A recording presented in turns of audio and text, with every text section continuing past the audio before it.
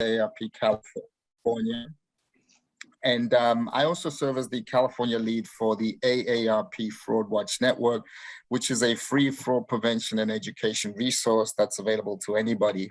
Our network is all about helping communities avoid frauds and scams through information, through education, events, and resources. Thank you for joining us for the second in our series of interactive weekly fraud prevention conversations that we're hosting throughout October and into the first week of November. And coincidentally, October is Cybersecurity Awareness Month, so these conversations are really timely.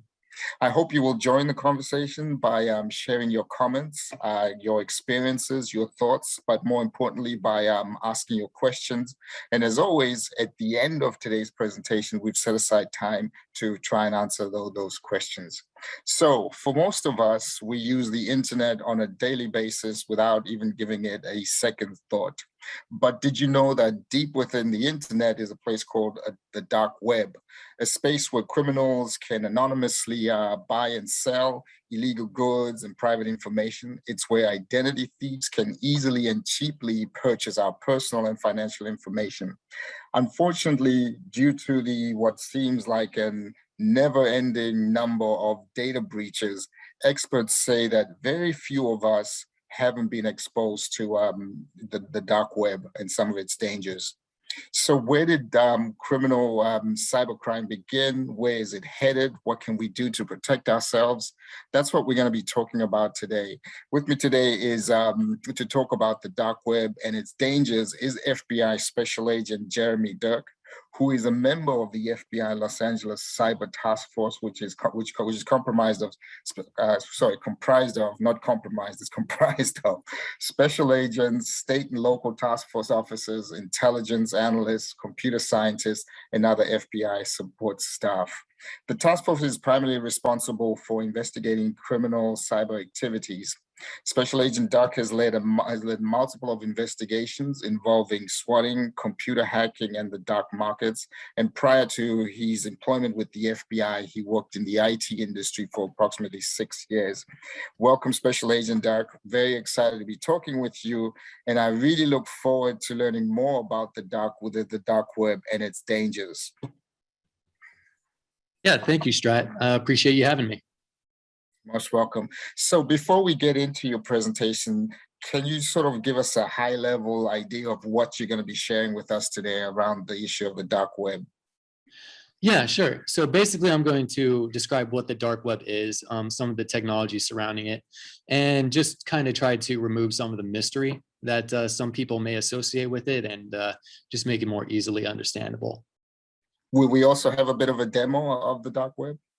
Yeah, assuming that everything on my computer works as it should. I'm just going to show you kind of the browser that's used to access the dark web, and just a really short demo. And don't worry, I'll only be browsing to clear or regular internet websites and a Facebook hidden service that's available on the dark web. So you don't need to worry about seeing anything that might get you in trouble or that you don't want to see.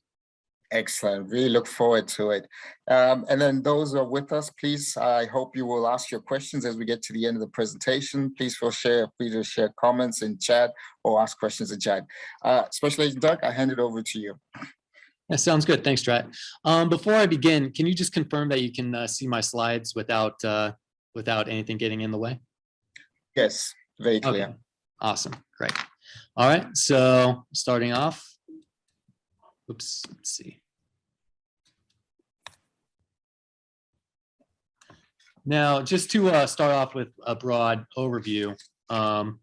So the term the dark web can mean different things to different people. So when a lot of people hear that term, they think of sort of shadowy websites where people can buy drugs, weapons, hacking tools, and hire hitmen. And while all that is out there on the dark web, there is a whole lot more benign stuff located there as well. The dark web is in reality a collection of websites that you just need a specialized web browser to visit. The most commonly used web browser is the Tor browser, which, like I mentioned earlier, I'll be giving you a quick look at later. And there's some other browsers out there as well. One of them being the Invisible Internet Project's I2P for short browser. And really what these browsers and protocols have in common is that they just route encrypted traffic through a series of nodes in order to really enforce anonymity and to hide just whoever's using that application's identities, which makes it an attractive technology for a variety of people, including those looking to do some illegal business online, to people who simply don't want the websites they visit to track their activity, and finally to like people who are concerned about real or imagined oppressive governments coming after them for their online activity.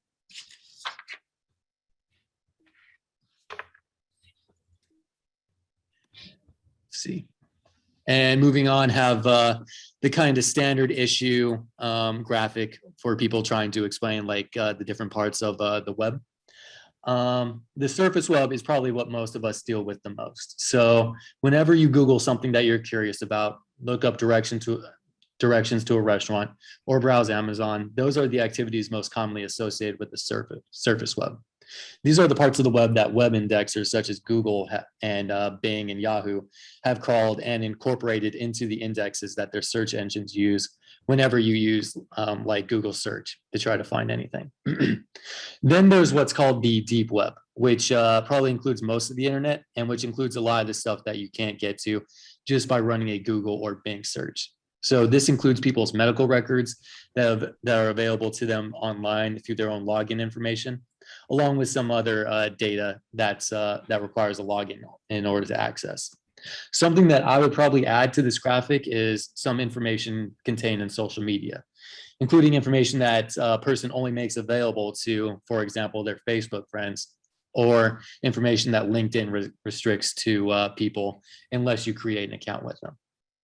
And then to the topic of this presentation, there's the dark web, which includes, I think I mentioned earlier, dark web markets that sell illegal goods such as drugs, people's personally identifiable information, PII for short, as well as sites that host copyright protected material and use their anonymity to avoid being shut down.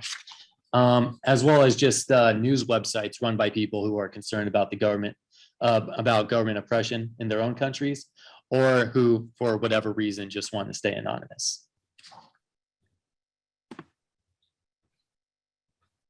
And now I've mentioned the Tor browser a little bit already, but now I'm just going to go over the Tor protocol in a little bit more detail. And in case you're wondering what Tor stood for, as the title of the slide shows, it stands for the onion router.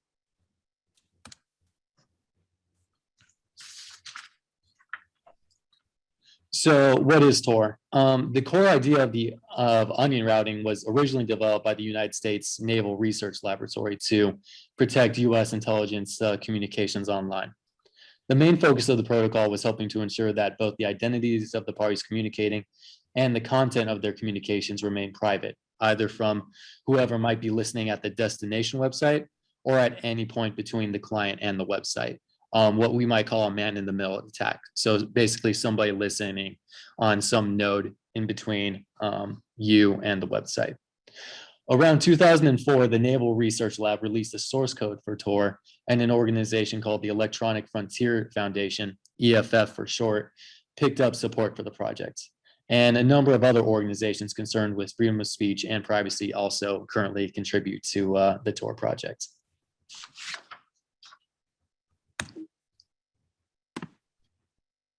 And before really going over how Tor works, it's helpful to give a short description of just how a normal web browsing session works on the regular internet. And just a note about what this slide shows real quick. It says that traffic is not encrypted between the user and, in this case, the Amazon server. That's not strictly correct nowadays. In most cases, the traffic you have between your computer and, say, Amazon is encrypted. It's just not done in the same way that Tor does.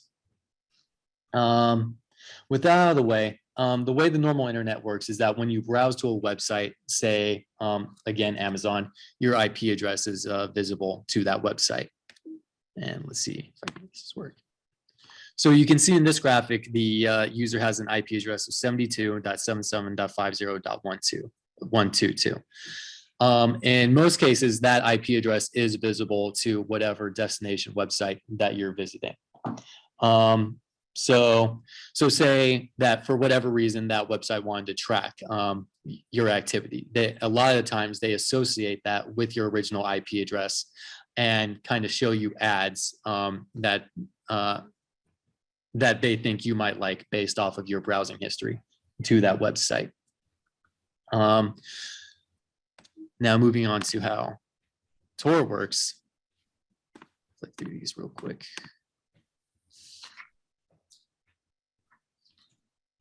So while if you're using the Tor browser, when you browse to any normal website, again, using the example of Amazon, your traffic is routed through a series of other nodes. And as your traffic is routed through each node, an additional layer of encryption is added. So if your traffic goes through 3 nodes, then there are 3 levels of encryption or about that, which is why the onion router is, which is why the Tor protocol is called the onion router. So just like there's multiple layers to an onion, there's multiple layers of encryption in Tor traffic. So with that, if one of the intermediate nodes that you see, say the middle node, is compromised by a hacker, your traffic is still encrypted and they should not be able to actually read whatever you're sending to that website. An additional feature of Tor is that it obscures your true IP address. The website at the end of the chain only sees the IP associated with the exit node or the last node in the chain. And that's probably one of the biggest reasons that people use Tor.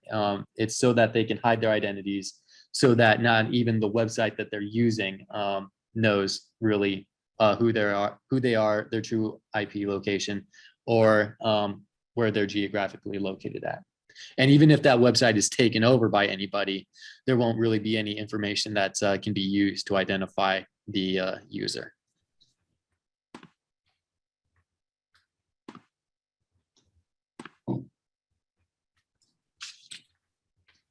And this slide is just another illustration of the 3 nodes that your traffic is routed through on Tor. So even if somebody who wants to spy on you knows all of the nodes of the that your traffic is routed through, they don't exactly know which series of node is being used in a particular session.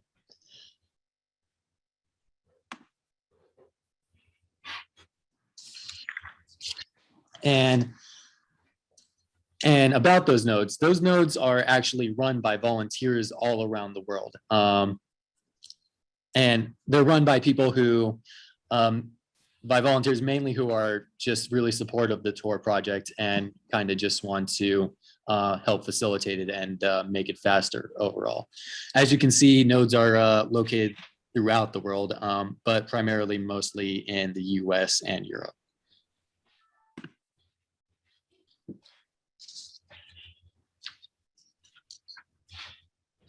And now to go over hidden services a bit. So in the examples I've given you so far, they've all involved using Tor to browse to regular websites like Amazon or YouTube in the previous slide. However, while this protects your identity, it doesn't really help the owner of the website if they want to stay anonymous. If somebody hosts a website on the regular internet, it's usually pretty easy to find their IP address and location. So what do you do if you want to run a website that sells drugs or provides some sort of illegal service? You obviously don't want to be found by law enforcement. You can do something and run a hidden service, which is basically a website that can only be accessed through the Tor network, but which uses an additional 3 Tor nodes in order to hide its identity. So for example, if you're just browsing to Facebook using the Tor browser, you would go over 3 Tor hops. While if you browse to Facebook's hidden service website, you go through 6. 3 of those hops are used to protect your identity, while the other 3 are used to protect the website's true IP and location. Also, one other thing, you can tell a hidden service by its top level domain, which in the case of most websites you visit, which in the case of most websites you visit is just the .com, like facebook.com. With Tor, it's .onion. So that's one way you can tell if somebody is trying to have you navigate to a Tor website. Just look for the .onion at the end of it. Tor websites also tend to have a long string of alphanumeric characters that in most cases look completely random.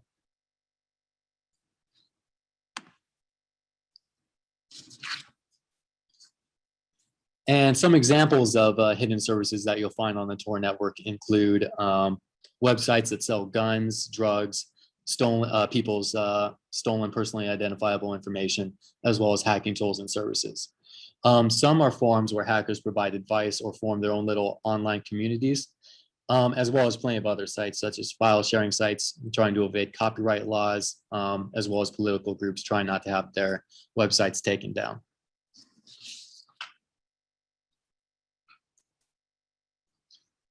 And here's a screenshot taken just from a website that sells drugs that is found on the Tor network. You can tell the design is not exactly Amazon level quality, but as ease of use is not the customer's primary concern in most use cases, most of the people who use these websites don't really care about that. And here's another example of a website that sells guns on the Tor network.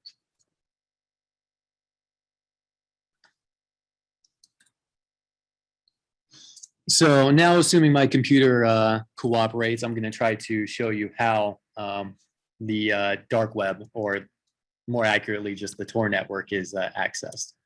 So one sec.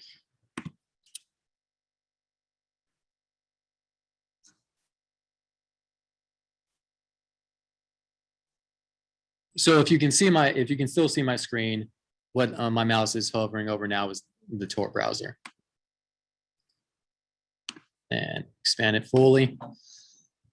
And as you can see, it looks pretty much just like any other normal browser, whether you use Chrome, Firefox, or Bing. You can simply just type things into the search address if it cooperates. There we go.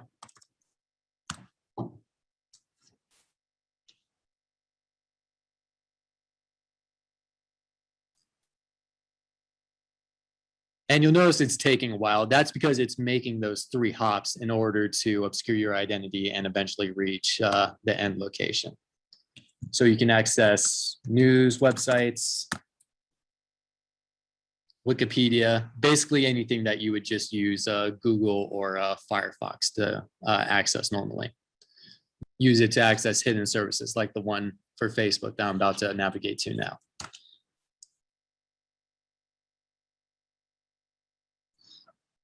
And when you try to navigate to hidden services, it's going to take even longer, since when you go to a normal website, say Wikipedia, you're just going through those 3 hops. While when you try to access a hidden service, you're going through all 6. And let's see if it cooperates and actually comes up.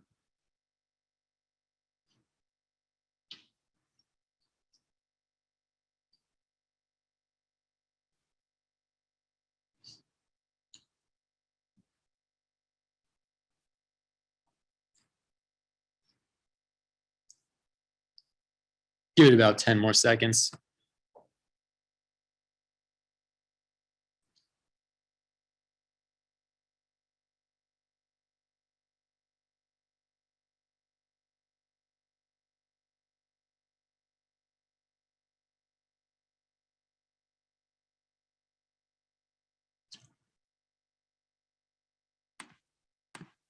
Okay, we'll just leave it there, and I'll come back towards the end to see if it actually loads.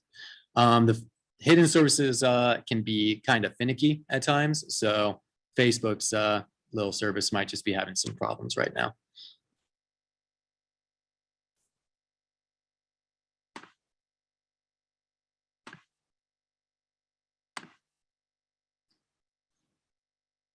So moving on to something that the dark web, or Tor, is commonly used for, is selling the proceeds of identity theft. So one of the most commonly sold items are something called fulls on some of these dark markets. And what a fulls is basically just a person's personally identifiable information, usually combined with their credit card information. As Strat mentioned earlier, these are often gained through massive breaches, whether that you probably hear in the news, such as Yahoo, I think a few years back, and the ones you just hear of regularly. And oftentimes criminals use the information that they gain through breaches or that they purchase on these websites with publicly available information about you in order to complete whatever scam they're trying to run, whether it's to access your online accounts or to try to open up new lines of credit.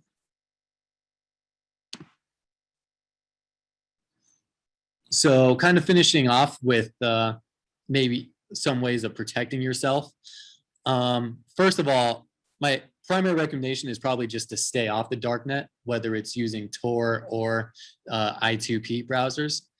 Really, most everything that you're going to need is going to be available on the regular internet, and you're probably just better staying off. There's nothing really legitimate on the dark web that you can't get on the normal internet. And the chances that you download something you shouldn't or see something that you really don't want to see is a lot greater when browsing the darknet than just using the normal browser. Also, it's a whole lot slower, as I just demonstrated. So there's not much benefit to using it. Second, be careful about what information you share online and who you share it with. At this point, a lot of our social security numbers, usernames, and emails are floating around on the dark web, available for sale. Fortunately, criminals need some more information than that in most cases to compromise our accounts.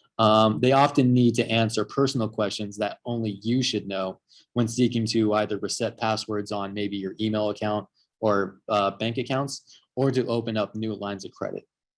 When you post a lot of personal material on social media and or follow lots of friends or random people online on social media, you potentially make it easier for criminals to learn about you and get the information that they need to compromise your accounts or maybe open up like a new credit card in your name. Third, and this ties to the point above, when anyone you don't know asks for any information either through email or a phone call, always be careful and skeptical. Most, if not all, legitimate companies will not request personal information or online account information through email or by phone. So if somebody's asking you for that, they are probably trying to scam you. Also, if anyone is using two-factor authentication, whether through like the Google Authenticator app on their phone or through receiving text messages, never give that code to someone over the phone, email, or really in any other way other than the method that the online account that you're using specifies. Finally, and this is easier said than done, try to minimize your digital footprint. Maybe don't try to have an account on every social media platform that your friends and family use, and try to limit the number of websites you buy items from and or give your payment information to. The more places that you have your information on, the more likely that one of them could become the victim of a breach and your information online could be compromised. And that's really it as far as the slides go. Let's see if that ever came up. It did not. So yeah, you can see some of these hidden services, like even the ones provided by big companies such as Facebook, can be kind of not too reliable. So that's just a feature of the Tor network and how it routes through so many different nodes. There's lots of different ways something can go wrong. But that's basically it for what I have. Now I'm ready to take any questions if anyone has any. Yeah, Jeremy, thank you very much. This is has been really a lot of great and helpful information. We have a couple of questions in chat, and let me see whether I can get through some of them. Well, first question here, and I apologize if I mispronounce your name. First question here is from Abu Lamman. Sorry if I'm saying it wrong. He says, my Facebook was hacked and I cannot log in. Facebook doesn't have adequate customer support. However, there is a service called hack.com that offers help for a reasonable fee. Are these legit? Is there anything they can do? Do you know about them? I actually do not know about them, and I've never really heard of that website or the service or that category of websites before. So I couldn't really provide you like an informed opinion on it. I would just advise that you be skeptical of anyone saying they can recover your account or login information for you. it might be a scam. So I would try to verify that through a third party or through review websites if possible. Absolutely. It could also be somebody just trying to use a different way of phishing for your information, username, passwords, and any other personal information in pretending to try and help you. Next question here, I believe this is from Athea. Why does it go through so many nodes? I think when you were doing your demonstration earlier. Yeah, so I think I went over a little bit earlier, but the reason it goes through so many nodes is to provide for two reasons, really. One is to provide additional layers of encryption as it passes through each node. So that way, if somebody takes over one node and wants to spy on you, then they can't really read any of the information because it was encrypted at two different other nodes. Also, it also helps hide it through changing the IP address that's shown to websites. So there's really three different, somebody would really have to take over three chains of nodes in order to really identify the client or whoever is using the browser. Great. And then she has a follow-up question here is, can someone mistakenly get onto the Tor browser or get sent there by mistake? Not if you don't have it installed. So the Tor browser is something that you actually have to go out and install yourself online in order to access dark web websites. So if somebody sends you a link to a hidden service or a .onion link, your web browser will not take you there. Great. And Sharita's with us, and she asks, is Duckduckgo a Tor website? That's a good question. No, it is not a Tor website. They might have a hidden service available. I'm not completely sure, but DuckDuckGo is the default search engine that the Tor browser uses. So it's basically like Google for the Tor browser. Excellent. And then another question here is, what are people doing on hidden Facebook, I couldn't really tell you. I've never really logged in myself. I would assume that it has most of the features of regular Facebook, but for whatever reason, people who want to hide their identities or make sure their traffic is triple encrypted just use that particular hidden service. They may also not want Facebook tracking their activity. So using Tor browser to access their hidden service might be one way to do that. Great. Joel asks the question, can anybody use the Tor browser, and is it safer than Google, Yahoo, etc.? Pretty much anyone can use the Tor browser if they're located in most Western countries. I would definitely say it's not safer than just using Google, Yahoo, or Bing. Yeah, with Google, Yahoo, or Bing, you can't access some of these hidden services websites that could potentially have malware on them or people who might be looking to scam you or take advantage of you. So definitely, I would not consider it safer. Great, thank you. And then Pam Mitchell asks, how do data breaches happen? Data breaches can happen for any number of reasons. Most of the time, I would say it's probably through the companies being compromised through some sort of vulnerability or exposed usernames and passwords that maybe they didn't clean up. But there's multiple ways that data breaches can happen. So we could spend all day on that, but yeah. Yeah, absolutely. I mean, if you take our phones, for instance, we have so much personal information on phones, and they're not just to use to make phone calls anymore, really. So a lot of us don't really frequently update our passwords to get onto the phone or change them. Some folks have had passwords on there for years. So somebody could get the hold of your password and get access to a lot of your information. Some of us don't even have protective passwords on our phones. So that's one big way that you could experience a data breach. Question here from ISCAP. What is the difference between Google Incognito and the dark web hidden identity? I'm sorry, could you repeat that question? Sure. What is the difference between Google Incognito and the dark web hidden identity? Oh, okay. I'm not an expert on Google Incognito, but I believe that it just kind of prevents websites maybe from tracking your browser history or just the history of websites that you visit.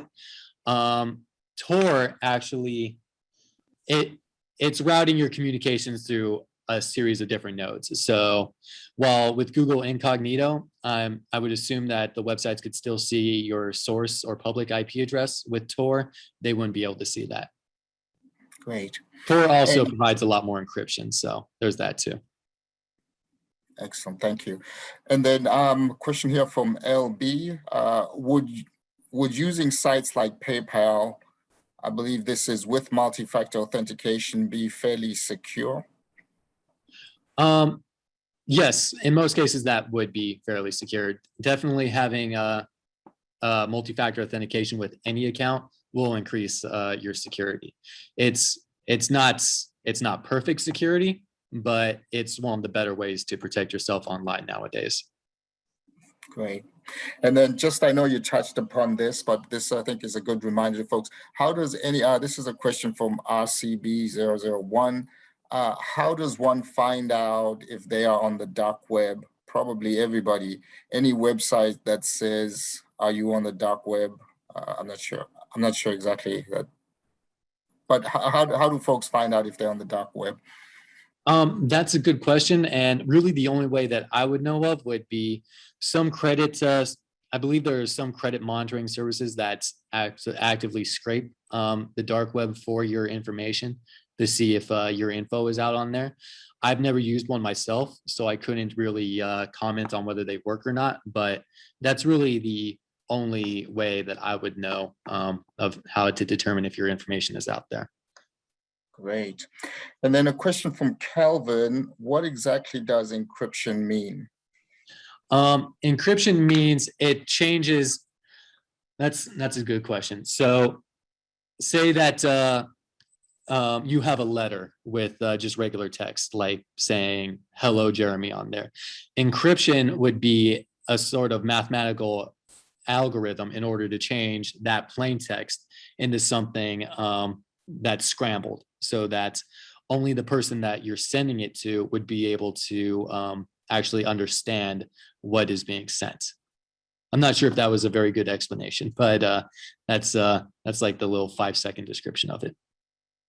Great, thank you. And then we have a question here. Where does remote access to medical devices fall, deep or dark web? Remote access to medical devices. That's not easily categorized.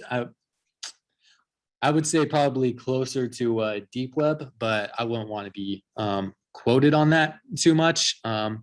Yeah, I'm just gonna say I don't really know for sure.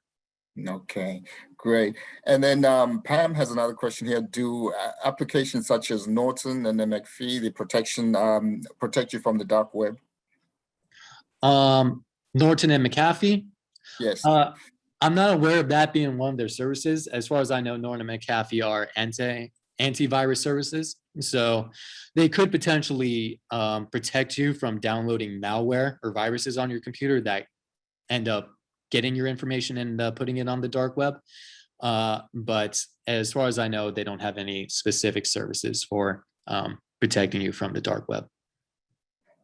Great, great. Well, I have to say, Special Agent Jeremy Duck, I'm really appreciative of you spending your time here with us and everything that you shared with us. This has absolutely been helpful information and a great conversation.